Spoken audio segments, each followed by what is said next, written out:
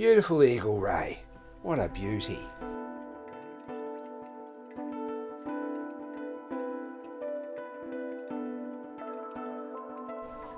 A few years ago I did a how to draw eagle ray, and you can find that in the description of this video if you want to go through a step-by-step how to draw an eagle ray. It's down in the description there.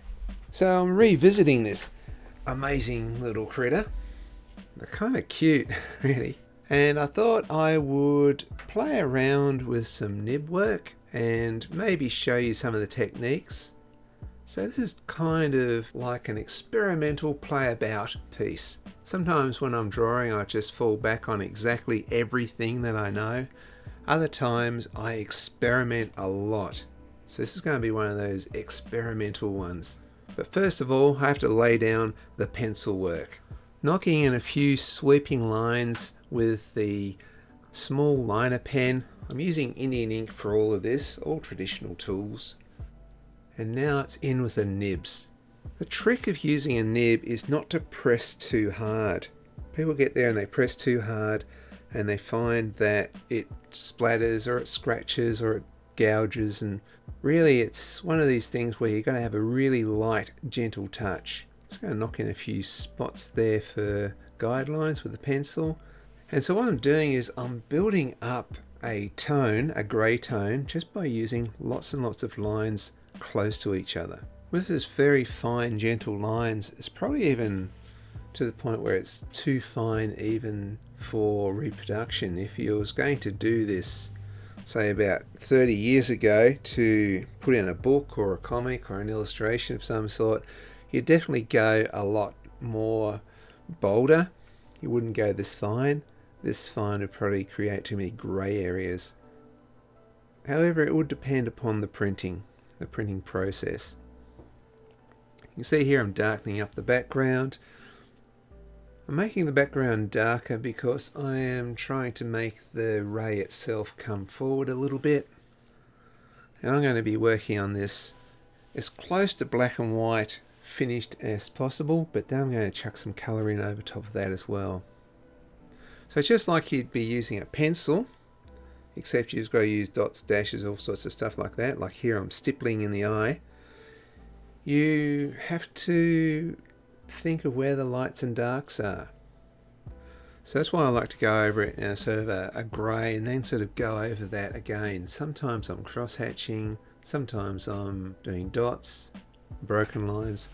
I might talk a bit about the different effects we get using this, and it's always having a light touch, especially this one. There's dozens of different techniques you can use, but here's just a few of them. Okay, directional lines, going in the direction of the shape.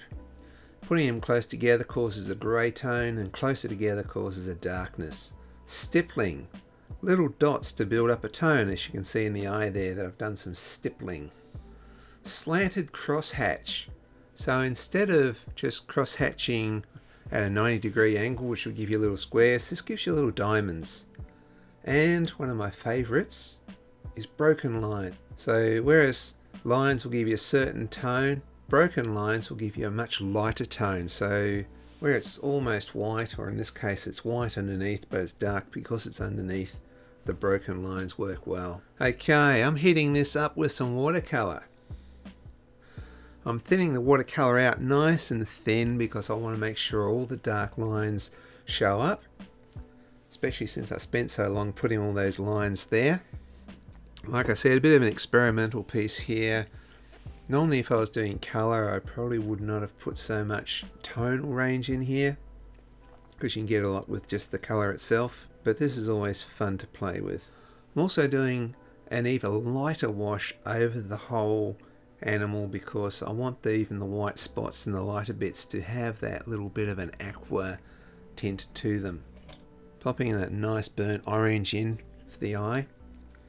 And now with a medium-sized round brush I'm just popping in very thinned out burnt umber. When burnt umber is thinned out it has almost like a yellowy warm tone to it.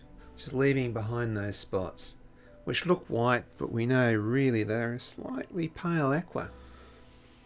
So while I'm in lockdown I decided I was going to try and paint or draw a picture every single day for a week, just to see if I can do that. It's probably the first time I've actually had the time where I'm not doing snake shows or printing t-shirts or teaching, that I can actually knock out a drawing every day. So usually, whereas I'd normally do weekly drawings, a couple a week, this time I'm going to really push myself and just go every day, and I'm about halfway through my challenge. So I hope you enjoyed this eagle ray, may have learnt a few things, and I'll see you in tomorrow's video.